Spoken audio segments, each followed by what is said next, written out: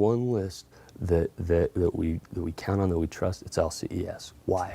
Because those are the 4 key safety measures for avoiding entrapment and burnover in the wildland context. Right? We trust LCES. We trust that if I have my LCES covered, if I have my LCES in place, I'm going to be able, even if this fire, everything goes to hell in a handbasket, I'm going to be able to get out of danger and get to safety, and at least I have my safety measures covered.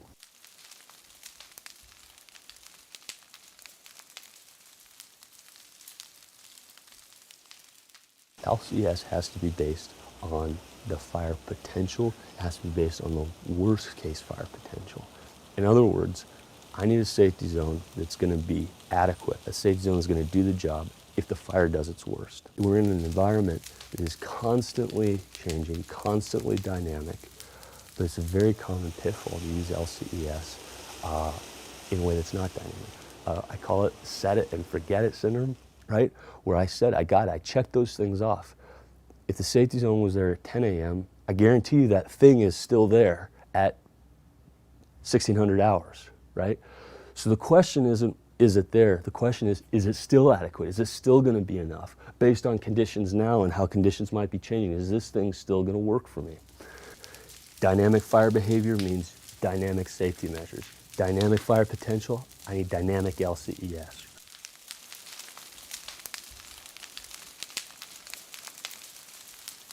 If you ask firefighters what's the definition of a lookout, what does it take to have a good lookout, you're going to get all kinds of answers. Do lookouts have to be on high spots, low spots, see the whole fire, see how much experience, can they have collateral duties? There's all these factors, right? The fundamental intent of a lookout is someone who's going to see the early warning signs, recognize them, and be able to get the word to me in enough time for me to get to safety.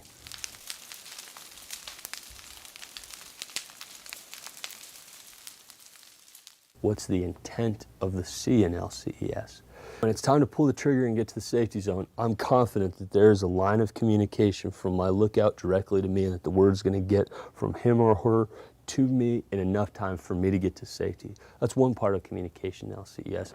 The other piece of it too has to do with making sure that I'm getting and sharing key info about fire potential, about changing conditions, so that as I'm noticing these key indicators, I'm not just keeping them to myself, but I'm making that information available to the folks around me, so that they're using that to update their essay, and they're recognizing the changes as well.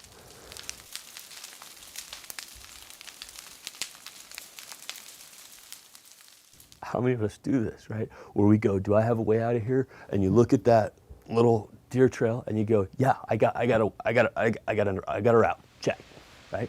The real issue is, if this fire starts cooking, if this thing starts doing its worst, is that escape route going to be adequate for me? And in some situations, a 30-second escape route isn't going to be adequate, right? Because a fire can get to you faster than you can get away from it. Based on what this fire is capable of, each element of my LCES is adequate. If this fire does its worst, I'm going to be able to get myself and my people I'm responsible for, I'm going to be able to get us to safety. If it's adequate, it's adequate. It's a judgment call. Human beings are not going to make perfect judgments, right? But there's no substitute for our subjective human judgment.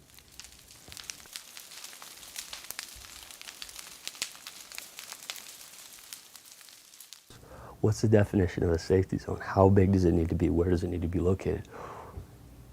I don't know how you define that objectively. The only way to define a safety zone has to involve some element of human judgment, right? It is a judgment call to some degree. So let's define what that means. The issue with a safety zone has to be this: based on what this fire is capable of, am I confident that this spot is going to be adequate, that we're going to be all right in there if this fire does what it's actually capable of doing today?